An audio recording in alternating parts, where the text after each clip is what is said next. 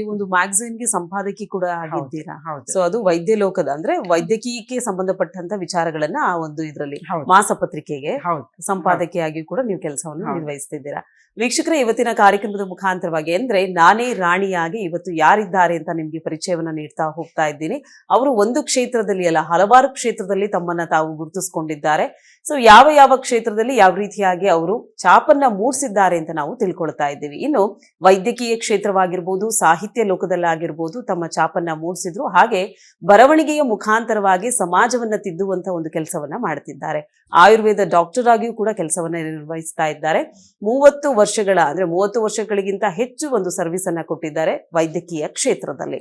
ಹಾಗೆ ಅವರ ಪತಿ ದೇವರು ರಾಜಕೀಯ ಕ್ಷೇತ್ರದಲ್ಲಿ ಇದ್ದಂಥವ್ರು. ಹಾಗಿದ್ರೆ ನಿಮ್ಗೆ ಯಾವತ್ತಾದ್ರೂ ರಾಜಕೀಯಕ್ಕೆ ಹೋಗ್ಬೇಕು ಅಂತ ಅನ್ಸಿಲ್ವಾ, ಅಥವಾ ಅದ್ರ ಬಗ್ಗೆ ಇಂಟ್ರೆಸ್ಟ್ ಇಲ್ವಾ? ಇಲ್ಲ, ಖಂಡಿತ ಇಲ್ಲ. ಬಟ್ ರಾಜಕೀಯ ಬೇಕು. ಯಾಕೆಂದ್ರೆ ನಾವು ಏನೇ ಪಾಲಿಸಿ ಮೇಕಿಂಗ್ ಮಾಡೋದೇ ರಾಜಕೀಯದಲ್ಲಿ. ಅಂದ್ರೆ ಸರ್ಕಾರನೇ ನಿರ್ಧಾರ ಮಾಡೋದು. ರಾಜಕೀಯ ಬಿಟ್ಟು ಯಾರ ಬದುಕು ಇಲ್ಲ. ಯಾಕೆಂದ್ರೆ ನಾವು ಮತ ಹಾಕುವಾಗ ನಮ್ಮ ಒಂದು ಮತವೇ ನಾವು ಅವ್ರನ್ನ ಗೆಲ್ಸಿ ಅವ್ರನ್ನ ಇದಕ್ಕೋ ಪಾರ್ಲಿಮೆಂಟ್ಗೋ ವಿಧಾನಸೌಧಕ್ಕೋ ಕಳಿಸೋದಕ್ಕೆ ಸಾಧ್ಯ. ಸೊ ರಾಜಕೀಯ ಬೇಕು ನಮ್ಗೆ. ಆದ್ರೆ ಇನ್ನೂ ನೋಡಿ, ಮೀಸಲಾತಿ, ಮಹಿಳಾ ಮೀಸಲಾತಿ ಇನ್ನೂ ಸಾಧ್ಯವಾಗಿಲ್ಲ. ಎಷ್ಟು ವರ್ಷಗಳ ಹೋರಾಟ ನಮ್ದು, ಇನ್ನೂ ಕೂಡ ಅದು ಕನ್ನಡಿಯ ಗಂಟೆ ಆಗಿದೆ. ಬಹುಶಃ ಮಹಿಳಾ ಮೀಸಲಾತಿ ಬಂದ್ರೆ ನಮ್ಮಂತವ್ರು ಆಲೋಚನೆ ಮಾಡಬಹುದು, ರಾಜಕೀಯಕ್ಕೆ ಹೋಗಬಹುದಾ, ಮತ್ತೆ ಬೇರೆ ಮಹಿಳೆಯರು ಕೂಡ ಬರೋದಕ್ಕೆ ಸಾಧ್ಯ ಆಗುತ್ತೆ. ಯಾಕೆಂದ್ರೆ ಯಾವುದೇ ಪಕ್ಷ ನೋಡಿ, ಚುನಾವಣೆ ಬಂದಾಗ ಎಷ್ಟು ಜನ ಮಹಿಳೆಯರಿಗೆ ಟಿಕೆಟ್ ಕೊಡ್ತಾರೆ ನೀವು ನೋಡಿ, ಬೆರಳೆಣಕ್ಕೆ ಎಷ್ಟು ಮಹಿಳೆಯರು. ಇವತ್ತಿನ ಸರ್ಕಾರದಲ್ಲೂ ಎಷ್ಟು ಜನ ಇದ್ದಾರೆ, ಎಷ್ಟು ಜನ ಶಾಸಕಿಯರಿದ್ದಾರೆ, ಎಷ್ಟು ಜನ ಮಂತ್ರಿಗಳಿದ್ದಾರೆ, ಅತ್ಯಂತ ಕಡಿಮೆ.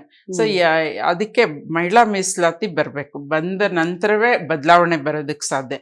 ಯಾಕೆಂದ್ರೆ ಮಹಿಳೆಯರು ಒಂದು ಉನ್ನತ ಸ್ಥಾನದಲ್ಲಿದ್ರೆ, ಪಾಲಿಸಿ ಮೇಕಿಂಗ್ ಬಾಡಿಗಳಲ್ಲಿದ್ರೆ, ಸೊ ಮಹಿಳೆಯರಿಗೆ ಏನ್ ಬೇಕು ಆ ರೀತಿಯ ಆಲೋಚನೆ ಮಾಡೋದಕ್ಕೆ ಸಾಧ್ಯ ಆಗುತ್ತೆ. ಸೊ ಬರುತ್ತೆ ಅಂತ ಆಸೆ ಇಟ್ಕೊಂಡಿದೀವಿ. ಬಂದ್ರೆ ಮುಂದೆ ಯೋಚನೆ ಮಾಡ್ಬೇಕು ರಾಜಕೀಯದ. ಓಕೆ.